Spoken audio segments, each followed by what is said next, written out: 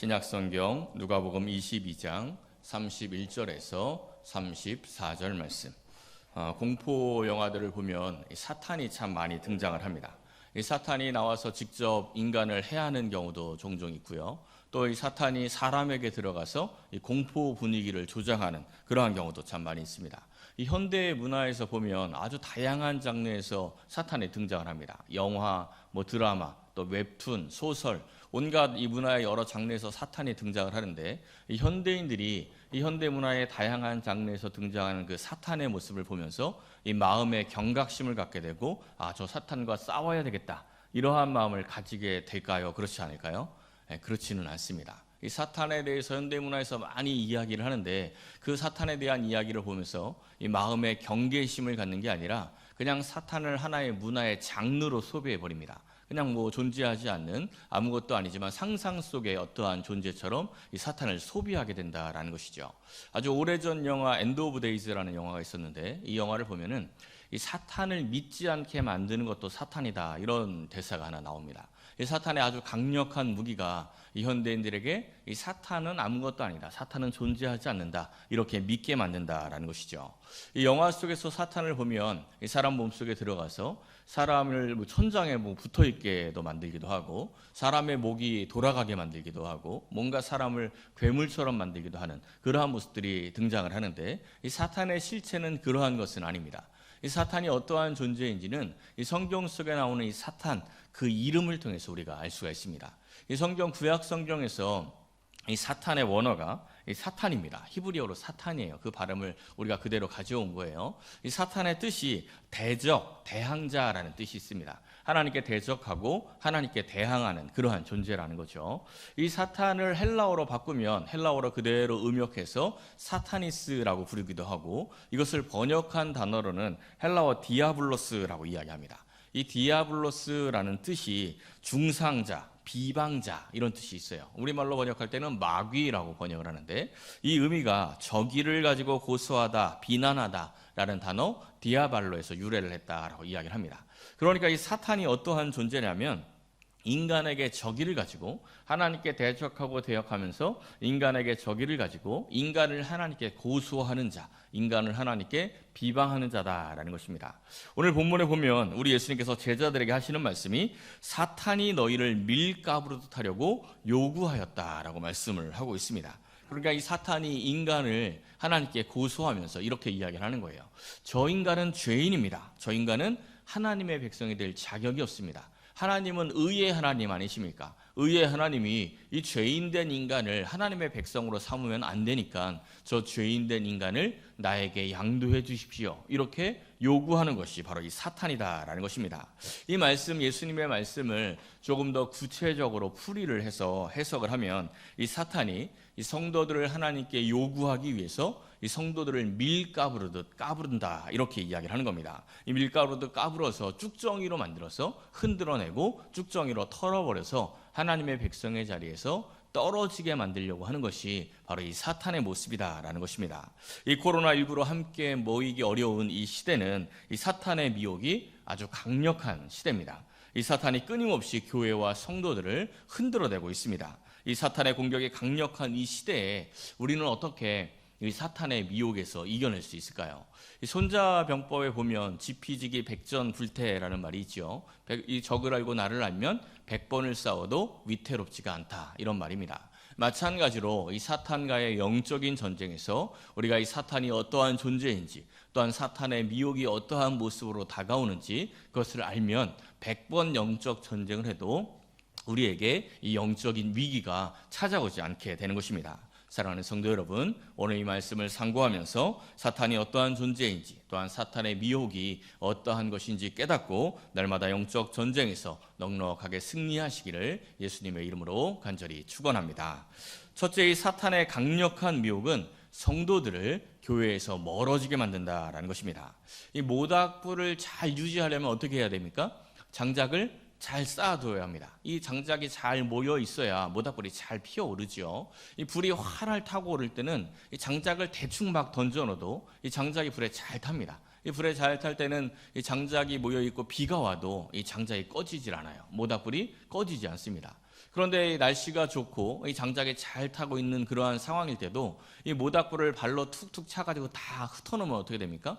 잘 타오르던 장작도 금방 불이 꺼집니다. 그리고 연기가 나서 이 사람을 참 맵게 만들죠. 이 신앙인들도 마찬가지라는 겁니다. 교회 안에서 참 뜨겁게 열정적으로 신앙생활 하던 사람들도 이 교회에서 멀어지고 교회에서 흩어지고 나면 그 뜨거운 신앙의 열정이 금방 식게 되는 경우가 참 많이 있습니다. 요즘 이 코로나 시대에 우리가 너무나 명확하게 잘 경험하고 있지 않습니까? 처음에 주일에 이 교회를 나오지 못하고 온라인으로 예배 드릴 때는 마음이 참 안타깝고 힘들었습니다. 온라인으로 예배 드리면서도 이 사태가 속히 끝나기를 기도하고 안타까워하는 마음으로 이 교회를 그리워하는 그러한 마음들이 있었는데 시간이 지날수록 점점 편해집니다. 그러더니 온라인 예배도 안타까운 마음으로 온라인 예배를 드리던 그런 마음들이 예배도 대충 드리게 되죠. 그리고 예전에는 주일 성수를 못하면 예배를 빠지면 여기저기서 연락이 오고 무슨 일이 있었느냐 걱정하는 소리도 들리고 전화도 오고 했었는데 요즘은 주일 성수 못하고 온라인 예배를 드리지 않아도 전화도 안 오죠. 왜냐하면 온라인 예배 드렸나 보다 그냥 이렇게 생각을 하는 겁니다. 그러니 예배에 빠지고 주일 성수하지 않는 것들이 너무나 편안해졌습니다. 아무렇지도 않게 된 거예요. 너무나 그냥 손쉽게 주일을 빠지는 모습들이 아무렇지도 않게 되니까 온라인 예배 드리는 것도 그냥 대충대충 설렁설렁 때로는 빠지기도 하고 이러한 것들이 너무나 우리가 안일하게 되는 그러한 모습들이 우리 안에 있다는 겁니다. 이 주일에 교회에 오는 것이 사람 많이 모이니까 좀 마음이 불편해서 교회에 나가기 어렵다 해서 교회는 안 나가는데 이 주일날 사람들이 북적대는 카페는 아무렇지도 않게 모입니다. 이 사람들이 북적대는 식당에는 아무렇지도 않게 간다는 거죠. 이 교회는 사람 많아서 못 가겠다 하는데 사람이 북적대는 이 놀러 다니는 그러한 곳에는 아무렇지도 않게 찾아갑니다. 그냥 이 교회만 좀 무서운 거예요. 이게 다 사실은 사탄의 이러한 흔들림과 이 사탄의 이 공격 가운데 우리가 있다는 것입니다. 이 사회적으로나 심리적으로나 우리가 이 주일 성수하기가 참 쉽지 않은 이러한 시대에 우리가 아무렇지도 않게 살면 안 됩니다. 살아있는 물고기는 물을 거슬러 올라가지만 죽은 물고기는 그냥 물이 흘러가는 대로 따라 흘러가게 되어 있습니다. 영적인 살아있는 신앙인들은 이 세대의 흐름에 그대로 흘러서 떠내려가서는 안 된다는 겁니다. 제가 참 잊지 못하는 한 청년이 있습니다. 이 청년은 제가 전도사 때 섬겼던 교회의 청년인데 굉장히 헌신적이고 열심히 봉사하던 그런 청년이었습니다. 근데 이 관계에 큰 시험이 들었어요. 사람이 드는 시험 가운데 관계에 드는 시험이 제일 어렵지 않습니까? 이게 참 이기기가 어려워요. 근데 이 청년이 관계에 큰 시험에 들고 나서 교회를 떠났습니다. 그토록 봉사를 잘하고 헌신적이던 청년인데 떠나고 나서는 전화도 안 받아요. 연락도 안 받고 찾아가도 만나주지도 않습니다. 그런데 3주가 지난 후에 전화가 왔어요. 연락이 왔어요. 그리고 제게 했던 첫 마디가 참 잊혀지지가 않습니다. 어떤 이야기를 했었냐면 전도사님 제가 하나님 없이 살 수 있다는 게 무서워요. 이렇게 이야기를 하더라고요. 이 청년이 참 이 살아있는 깨어있는 신앙인인 거죠. 첫 주에 빠지고 나서 마음이 불편했어요. 두 번째 주 빠지고 나니까 조금 덜 불편해집니다. 그래서 셋째 주 예배를 안 드렸는데 자기가 아무렇지도 않은 거예요. 그냥 주중에 살아가는데 아무런 하나님에 대한 아무런 생각이 없더라는 겁니다. 이때 영적으로 죽어 있으면 그냥 교회 안 다녀도 편하구나 이렇게 되는데 이 청년이 영적으로 살아 있었기 때문에 이 하나님 없이 살아가는 그 백성이 어떠한 모습인지 아니까 깨달음이 갑자기 온 거예요. 그 깨달음이 오고 나서 내가 하나님 없이 아무렇지도 않았다라는 것이 두려움으로 다가온 겁니다. 살아있는 신앙인이죠. 살아있는 겁니다. 이렇게 살아있을 때는 이 시험이 들어도 금방 회복이 됩니다. 다시 일어날 수가 있어요. 다시 깨어날 수가 있게 된다라는 것입니다. 예배도 드리지 않고 기도도 하지 않는데 우리의 마음에 아무렇지도 않으면 우리가 지금 이 사탄에 의해서 넘어져 있다라는 것을 우리가 알아야 합니다. 깨어 있어야 한다라는 것이죠. 이 코로나 시대에 온라인으로 예배를 드리든지 아니면 교회에 와서 예배를 드리든지 그것은 어느 것이나 관계는 없습니다. 중요한 것은 어디에서 예배를 드리느냐가 아니고 우리가 어떠한 자세로 예배에 임하느냐라는 것입니다. 우리가 예배하는 자세를 놓쳐버리고 잊어버리면 큰 어려움이 있습니다. 몸이 편할수록 우리의 마음은 더욱더 근신하고 깨어 있어야 합니다. 그래야 이 사탄의 먹이가 되지 않는 겁니다. 아모스서를 보면 아모스 선지자가 이렇게 말씀을 합니다. 이 시온에서 교만한 자와 사마리아 산에서 마음이 든든한 자에게 화가 있다라고 말씀을 선포해요. 여기서 이 교만한 자, 시온에서 교만한 자 할 때 이 교만이 히브리어 샤하난인데 평안하다, 안일하다 이런 뜻이 있어요. 또 마음이 든든하다라고 번역된 단어 바타흐가 안심하다, 안전하다 이런 뜻이 있습니다.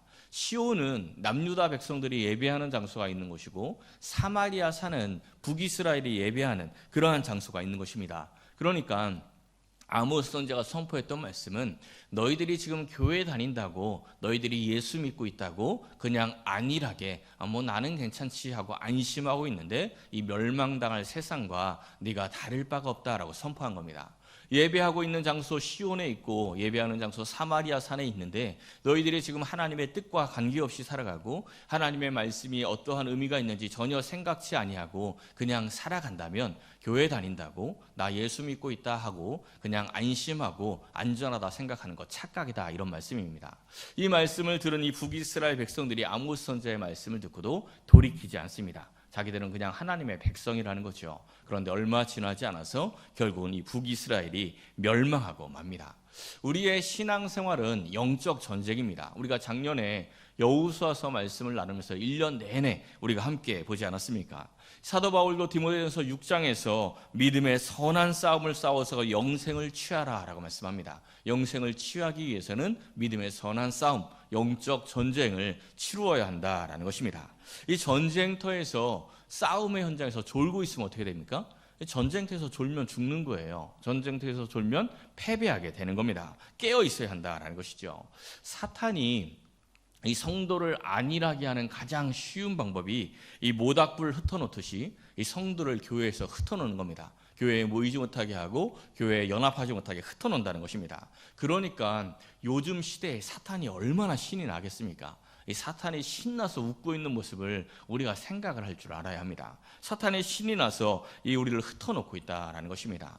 이 사탄이 밀 까부르듯이 너희를 요구한다라는 이 예수님의 말씀을 들었던 이 베드로 사도가 먼 훗날 예수님의 이 말씀이 어떠한 의미인지 깨닫고 베드로전서에서 이렇게 기록을 합니다. 우리 한번 같이 읽어보겠습니다. 근신하라 깨어라 너희 대적 마귀가 우는 사자같이 두루 다니며 삼킬 자를 찾나니 너희는 믿음을 굳건하게 하여 그를 대적하라. 아멘. 사탄이 우는 사자와 같이 이 배고픈 사자가 두루 다니면서 자기 먹이 이 삼킬 자를 찾는다 이렇게 말씀하고 있습니다. 지난주에 이 춘천 도심을 휘젓던 멧돼지가 잡혔다 이 기사 이 뉴스 보셨습니까? 저는 춘천에 멧돼지가 돌아다니는 것도 몰랐는데 이 잡혔다는 기사를 보면서 이게 뭔 일인가 하고 기사 내용을 살펴보았더니 멧돼지 한 마리가 작년 10월부터 이 아파트 앞에 출몰을 하고 춘천 도심에 나타났다는 거예요. 10개월 동안 얘가 얼마나 잘 피해 다녔는지 이 도심지를 휘젓고 다녀서 사람들이 많이 불안했다가 요번에 잡혔다 이런 기사 내용입니다. 이 멧돼지가 도심에 돌아다닌다고 생각을 해보십시오. 얼마나 불안합니까? 또 애들 같은 경우 아이들이 학교 가거나 아니면 학원 가거나 놀러 나갔다가 멧돼지 만난다고 생각을 해보십시오. 이거 얼마나 끔찍해요. 정말 멧돼지 한 마리만 돌아다녀도 온 시민이 다 불안합니다. 근데 멧돼지 수준이 아니라 배고픈 사자가 누구를 잡아먹을까 하고 지금 돌아다니고 있다는 겁니다. 그게 이 시대의 모습이라는 거죠. 근데 아무렇지도 않으면 되겠습니까? 당연히 이러한 모습들에 대해서 긴장해야 된다는 겁니다. 그래서 근신하고 깨어 기도하라고 말씀합니다. 마음의 긴장을 가지고 기도하고 믿음을 굳건하게 하여서 이 사탄에 대적하여서 싸우라라고 말씀하고 있습니다. 어떻게 우리가 이 대적하여 싸울 수 있겠습니까? 이게 참 쉬운 일은 아니죠. 개인이 멧돼지와 싸우기도 어렵습니다. 근데 어떻게 우는 사자와 싸울 수 있겠습니까? 이 교회와 함께 싸워야 하는데 요즘같이 이 교회 안에서 적극적으로 모이지 못할 때 어떻게 해야 되겠습니까? 이 교회 안에서 주는 여러 가지 미션들이 있습니다. 이 미션들을 잘 수행하시길 바랍니다. 그를 통해서 우리가 몸은 떨어져 있어도 이 교회와 연합할 수 있습니다. 우리가 지난 6월부터 신약성경 통독을 시작을 했죠. 열심히 참여해서 열심히 읽으십시오. 다 떨어져 있지만 그 시간에 교회의 이름으로 우리가 함께 성경을 읽읍시다 하고 읽을 때 영적으로 다 서로 연합이 되고 연결이 되는 겁니다. 이를 통해서 우리가 이 사탄과 대적하여 이길 수가 있는 거죠. 이제 8월 달에는 요즘 한참 사람들이 하고 있는 시편 챌린지를 우리 교회 안에서도 함께 하려고 합니다. 이 시편 챌린지 뭔지 아시죠? 이 시편 필사를 하게 되는데 여러분들에게 그 시편 필사 챌린지가 연락이 오면 기쁜 마음으로 또 함께 동참하셔서 함께 하십시오. 이게 또 교회와 연합할 수 있는 방법입니다.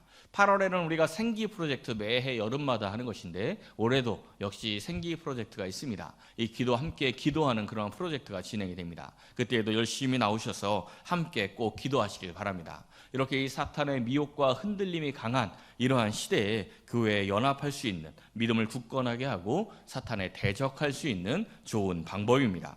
이 사탄은 어떻게든지 이 성도를 교회와 멀어지게 하고 또한 말씀과 멀어지게 합니다. 왜냐하면 교회와 연합한 성도, 또한 말씀 공부하는, 또 기도하는 그러한 성도를 사탄이 이길 수가 없다는 것을 알기 때문입니다. 이 성도가 교회와 연합하고 하나님의 말씀으로 무장할 때 이 사탄의 공격에 넉넉하게 대비할 수 있다는 것을 이 사탄이 알기 때문에 계속 멀어지게 하는 겁니다. 이 사탄의 계략에 넘어가서는 안 됩니다. 효과가 좋으면 이 사탄이 계속 사용하게 되어 있습니다. 제가 예전에 부교육자로 사역을 할 때 부교육자들끼리 축구도 하고 또 풋살도 하고 이 족구도 자주 했습니다. 근데 축구나 풋살 할 때는 좀 괜찮았는데 족구를 하면 저의 반대편에 있는 이 상대편 목사님들이 저를 너무 사랑해 줍니다.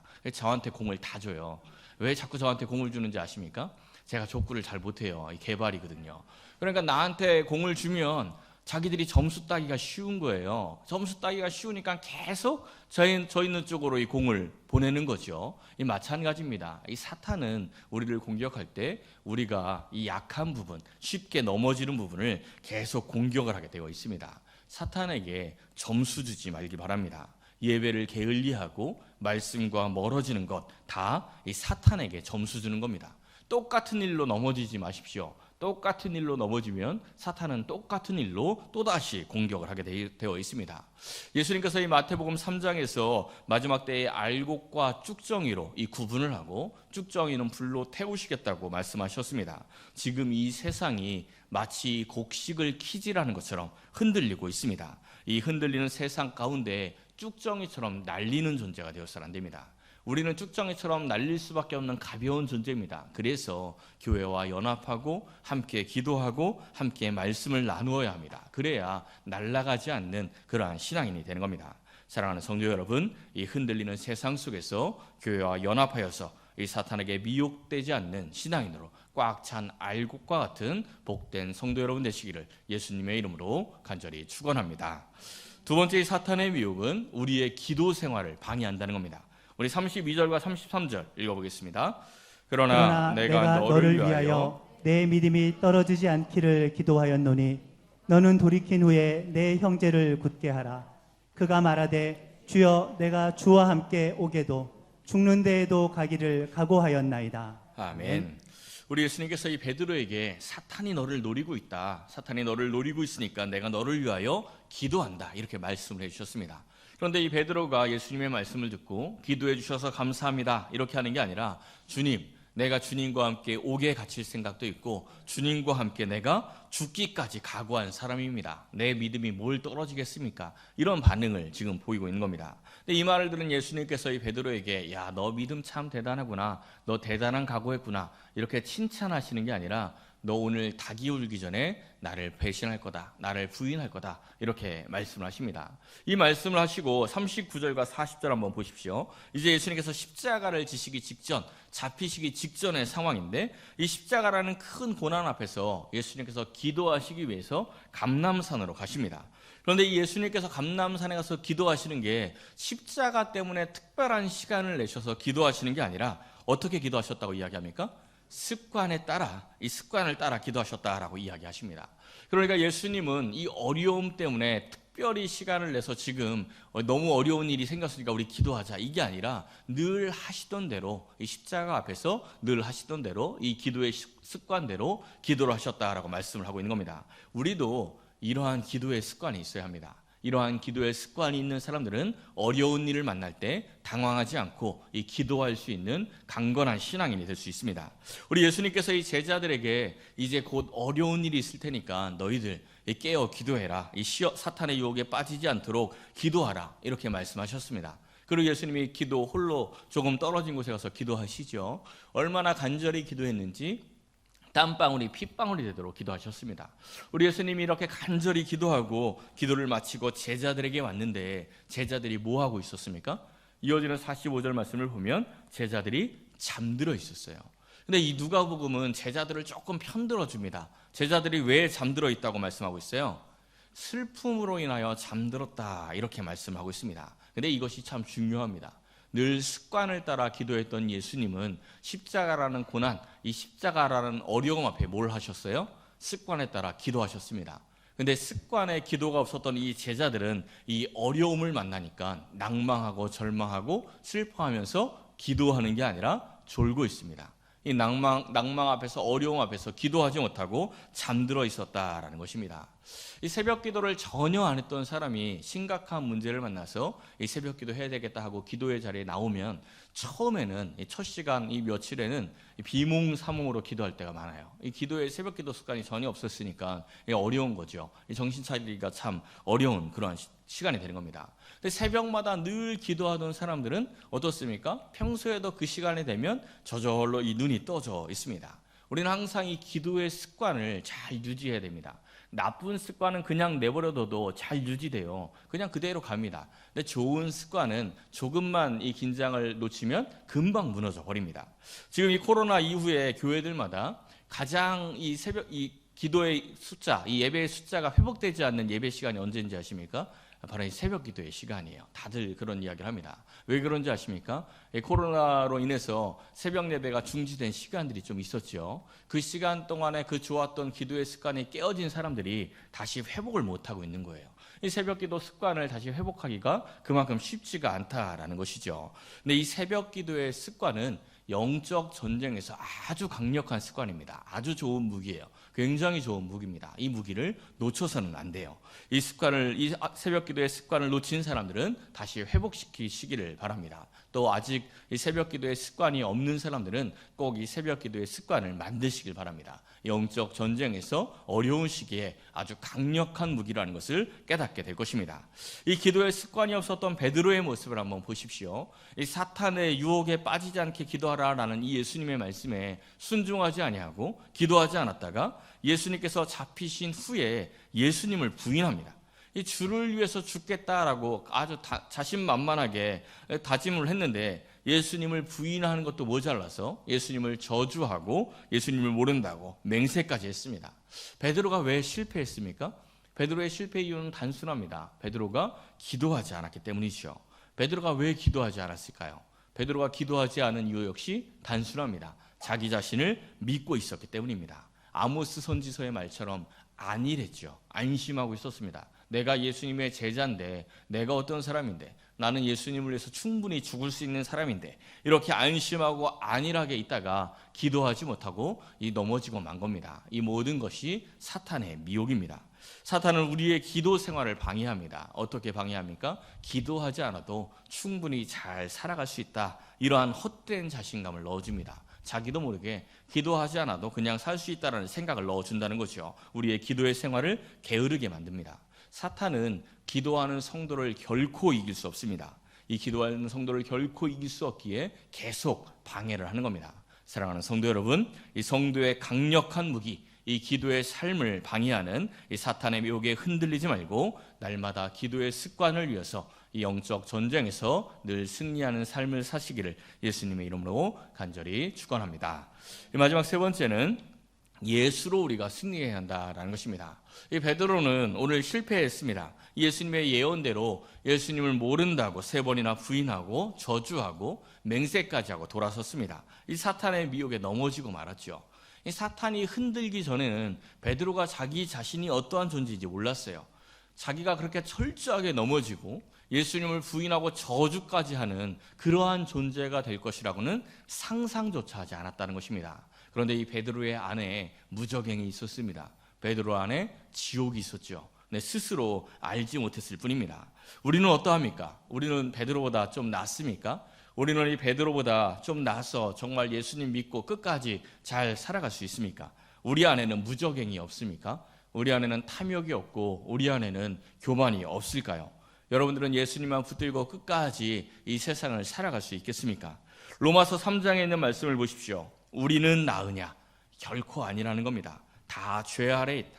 의인은 없다. 하나도 없다. 말씀을 깨닫는 자도 없고 하나님을 찾는 자도 없고 다 치우쳐서 무익하고 선을 행하는 자도 없다. 하나도 없다. 이 말씀에 우리는 해당되지 않습니까? 우리도 역시 이 말씀에 해당됩니다. 그런데 하나님을 찾는 자도 없고 의인도 없고 선을 행하는 자도 아무도 없는데 우리는 어떻게 이 자리에서 지금 예배드리고 있습니까? 우리는 어떻게 예배를 하고 있을까요? 32절 말씀 한번 읽어보겠습니다. 그러나 내가 너를 위하여 내 믿음이 떨어지지 않기를 기도하였노니 너는 돌이킨 후에 내 형제를 굳게 하라. 아멘. 예수님께서 우리의 믿음이 떨어지지 않도록 기도하였기 때문입니다.